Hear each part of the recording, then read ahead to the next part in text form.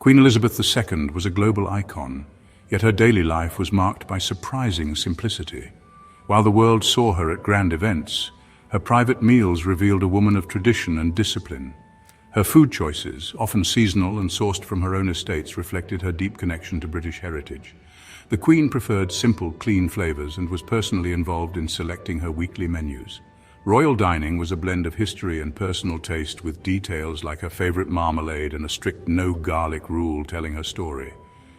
Through her meals, we glimpse a monarch whose tastes were as steady as her reign. Join us as we explore the daily menu of Queen Elizabeth II, discovering the woman behind the crown.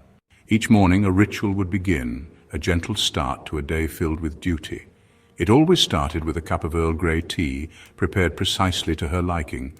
No milk and certainly no sugar, thank you. It was served in delicate, fine china, a tradition upheld without fail. A few carefully selected biscuits accompanied the tea, a small indulgence to begin the day.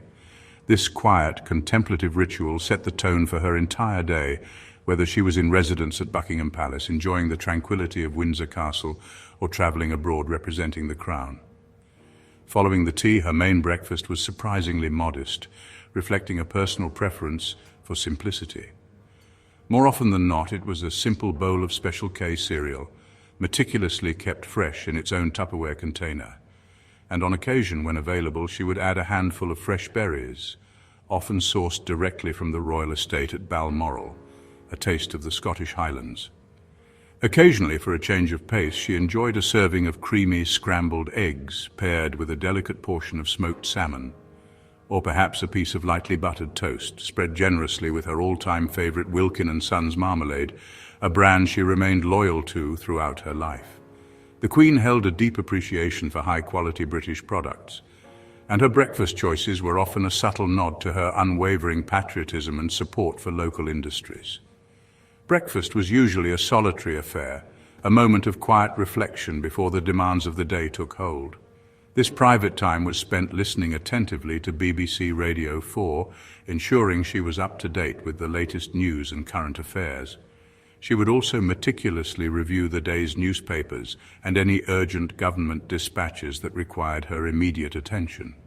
This daily routine perfectly combined a sense of personal simplicity with the ever-present weight and responsibility of her royal duties. Even in these private, seemingly ordinary moments, the Queen's inherent discipline, her unwavering dedication, and her deep love for tradition shone brightly, offering a glimpse into the woman behind the crown.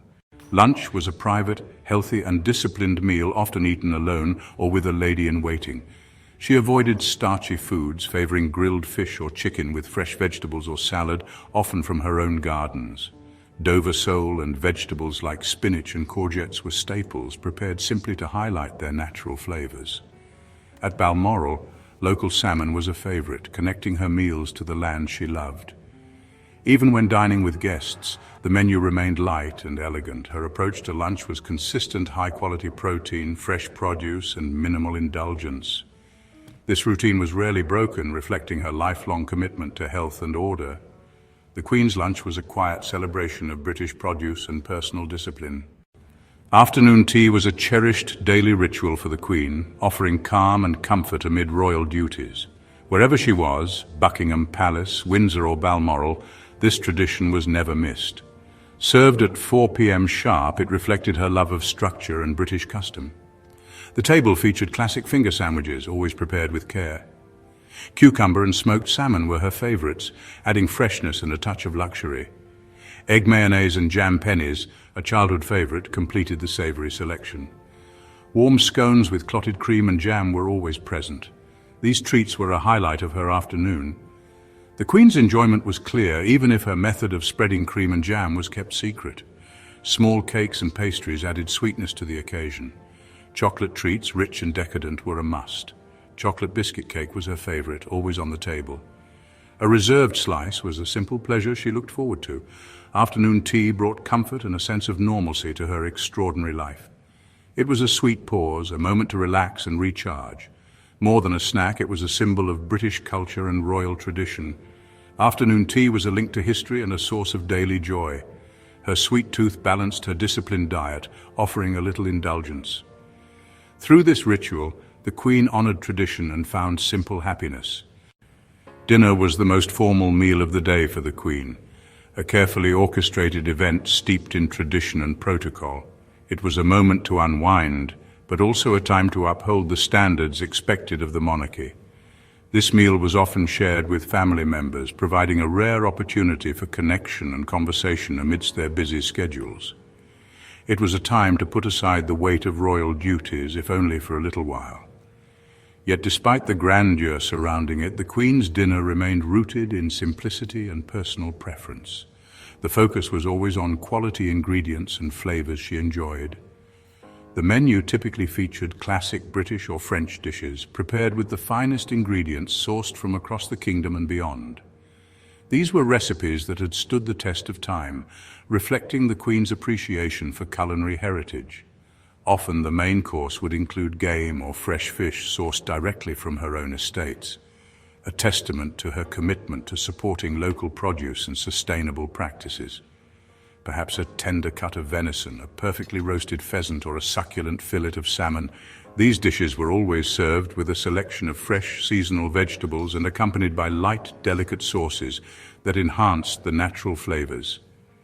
It was well known that the Queen preferred her meat cooked well done, a preference that was always meticulously observed by the royal chefs. She also tended to avoid heavy, creamy sauces, opting instead for lighter, more refreshing accompaniments. While potatoes appeared occasionally as a side, the focus of the meal consistently remained on a balanced combination of high-quality protein and fresh, seasonal vegetables. For dessert, the Queen usually favored fresh fruit, a light and refreshing end to the meal. She had a particular fondness for the white peaches grown at Windsor, but would occasionally indulge in a small, elegant chocolate treat. The Queen often enjoyed a dry martini before dinner, a pre-dinner ritual she savored, and sometimes, to complement the meal, she would have a glass of sweet German wine, carefully selected to pair perfectly with the evening's menu. This carefully chosen beverage accompanied her meal, enhancing the overall dining experience. Dinner was more than just sustenance. It was a time for reflection on the day's events and quiet conversation with loved ones, a peaceful interlude. It was a private moment, away from the constant demands and scrutiny of public duties. The structure and predictability of her evening meal brought a sense of comfort and closure to her day, a familiar rhythm in a life of constant change. Even at the table, her life was a carefully maintained balance of tradition, unwavering discipline, and the simple, understated pleasures that brought her joy. The royal kitchen followed strict rules, most famously no garlic, and onions used sparingly. Sandwiches were always crustless and often cut into round or octagonal shapes, reflecting superstition and attention to detail. The Queen disliked waste, expecting leftovers to be repurposed, a habit shaped by wartime austerity. She preferred her meat well done and had a fondness for traditional British dishes like potted shrimp on toast. Her tastes were clear and unchanging, favoring comfort and tradition over culinary trends. Even in a palace, efficiency and practicality were paramount. These quirks and rules reveal a monarch who valued order, resourcefulness, and the familiar. Her palate was a reflection of her character, precise, practical, and deeply British. Queen Elizabeth II's daily meals offer a unique window into her disciplined, traditional, and pragmatic nature.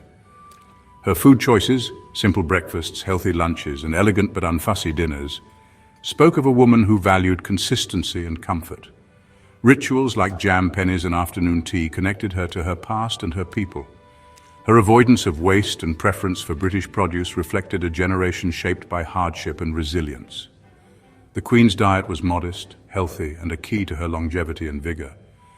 Through her meals, we see a monarch whose life was defined by service, restraint, and a love for the simple pleasures of home. In the story of her daily bread, we find the story of her reign, enduring, steadfast, and profoundly British.